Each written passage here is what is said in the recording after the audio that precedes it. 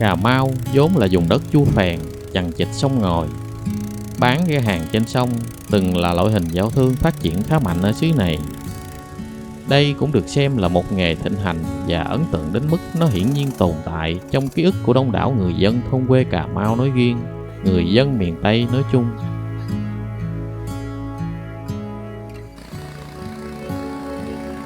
Nhớ những ngày xưa, tiếng kèn của ghe hàng nhắc nhở bọn trẻ chúng tôi giờ thức dậy để băng qua con đường đất bùn hơn 2 km đến trường học. Ghe hàng cũng là ký ức không quên của chúng tôi bên mẹ, của những lần xin tiền mẹ mua quả bánh từ ghe. Ngày xưa, mỗi khi nghe tiếng rao văng vẳng của ghe hàng từ rất xa vọng lại, dù đang chơi trò gì, ở đâu, thế nào bọn tôi cũng ù chạy về xin mẹ mấy đồng lẻ, 200, 500 để mua kẹo. Mà không phải ngày nào cũng được mẹ mở hầu bao ít ỏi của mẹ để cho đâu. Cũng có nhiều khi lũ trẻ bọn tôi ngày đó ngậm ngùi nuốt nước miếng nhìn theo nhịp chèo của người đàn ông đứng sau lái xuồng mà khoan thai khỏa sống.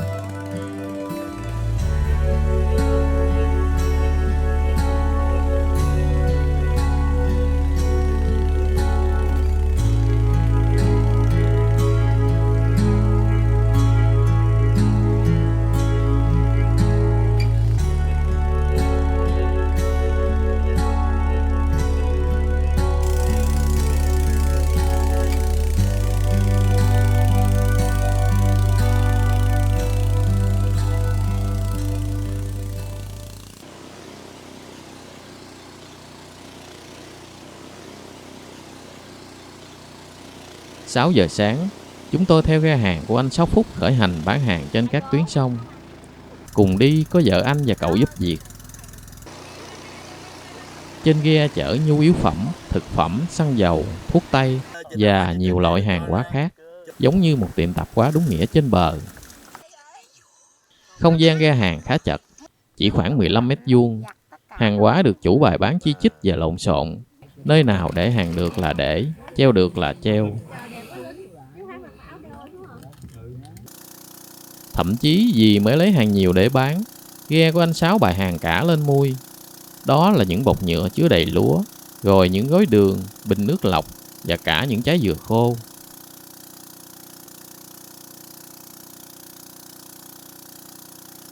Ghe hàng rong ruổi trên dòng kênh.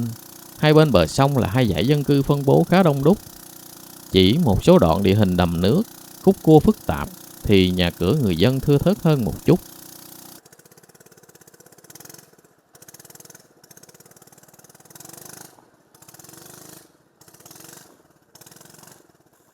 Đang nói chuyện với anh Sáu, tôi chợt giật mình bởi tiếng gọi lớn từ một nhóm người đứng chờ sẵn trên bờ từ lúc nào. Anh Sáu nhanh nhẹn điều khiển bánh lái ghe hàng, ghé vào đúng chỗ nhóm người đang đợi. Nhanh nhẹn, chị Sáu lấy hàng đưa cho cậu giúp việc, bán cho một vị khách theo yêu cầu. Rồi bọc hủ tiếu, bọc mứt chuối khô cũng được chị lấy bán cho những vị khách thôn quê. Đây là những món đồ khá đặc biệt và hiếm. Trước đây để mua được, tôi phải cùng mẹ ra tận chợ trung tâm của huyện. Hàng hóa bán trên ghe hàng giờ theo sát nhu cầu của người dân. Họ cần gì anh chị đều lấy về bán, đúng kiểu một tiệm tạp hóa nhưng bán di động trên sông.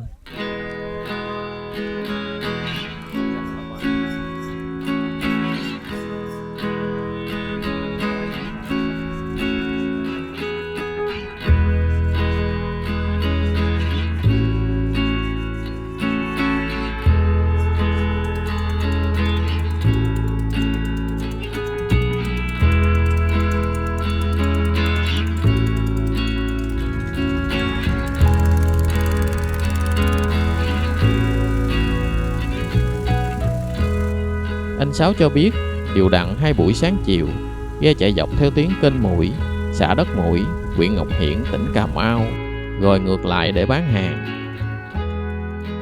Nhờ những mối quen, đến giờ vợ chồng anh vẫn duy trì được ghe hàng, dù con lộ làng, xe cộ vùng quê đã có nhiều thay đổi.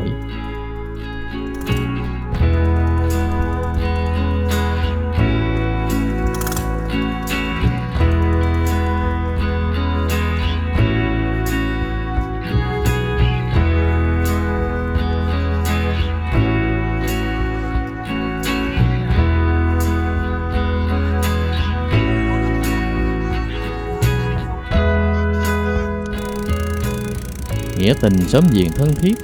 Dân quê chẳng ai giàu có gì, nên sau bao năm bán buôn, anh chị cũng không khấm khá hơn.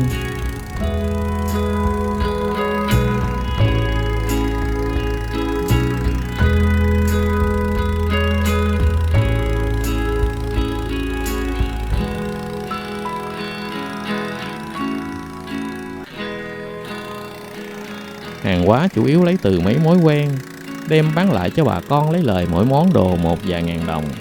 Có vốn liếng, người ta lên bờ mở tiệm tạp hóa bán cho tiện, chứ ai đâu suốt ngày cời cời trên sông. Anh chia sẻ với giọng buồn buồn.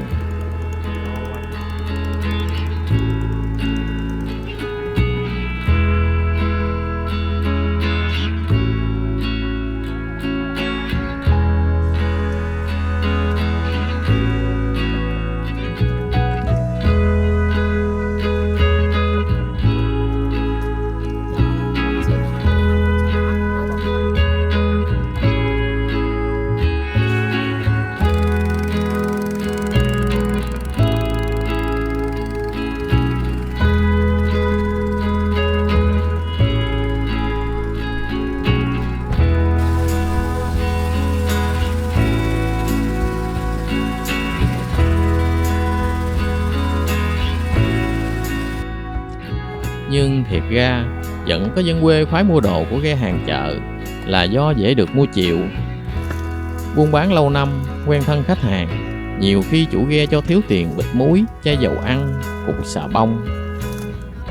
Họ cũng không sợ bị quỵt, người thiếu thường đem tiền trả trong những lần mua hàng sau.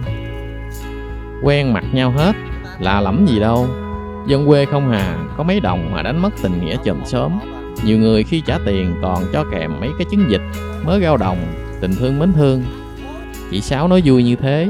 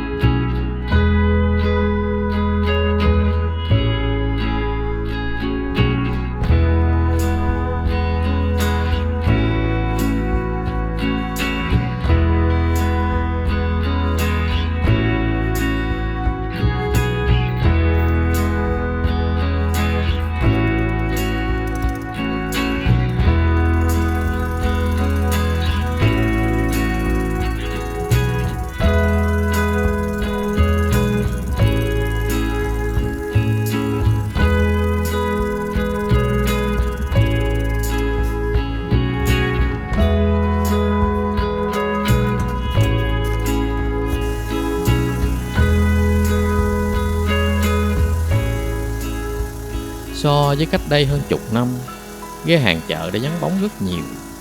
Chủ ghe sau thời gian lên đên, dành dụm được chút vốn đã lên bờ buôn bán. Nhiều dòng kênh một thời dập dìu ghe hàng chợ, giờ đây đã vắng bóng hoàn toàn.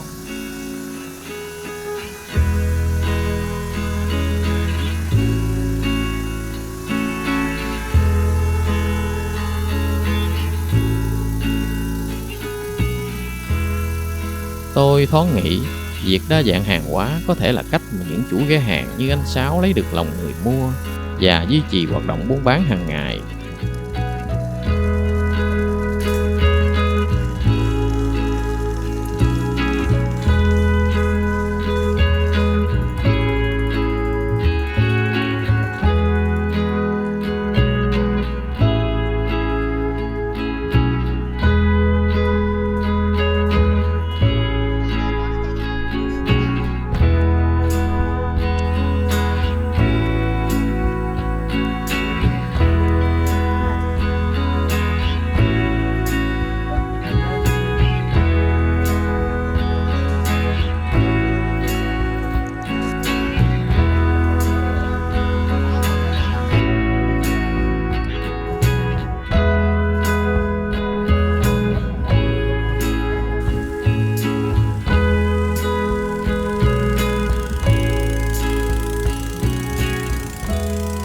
Từ bao đời, chiếc ghe hàng ôm cả cái chợ nhỏ về miệt bưng biển miền Tây.